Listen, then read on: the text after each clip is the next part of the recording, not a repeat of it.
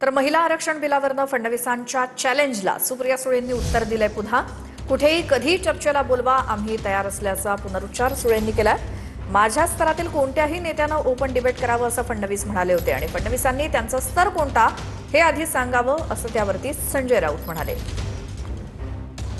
हे जे पक्ष आहेत यांच्याकडे कुठलाही प्रतिवाद नाही. मी तर आज त्यांना ओपन चॅलेंज देतो, ओपन चॅलेंज की माझ्या स्तरातल्या कुठल्याही त्यांच्या नेत्यांनी माझ्यासोबत महिला विधेयकाच्या संदर्भात ओपन डिबेट करावी. ओपन डिबेट की याच्यामध्ये काय चूक आहे, या पद्धतीत काय चूक आहे, याच्यावर ओपन डिबेट करावी. माननीय मुख्यमंत्री या राज्याचे कुठेही कधीही जर आम्हाला चर्चेला बोलवलं तर अतिशय विनम्रपणे माननीय मुख्यमंत्री बोलतील, तिथे आमची बाजू मांडायला आम्ही जाऊ.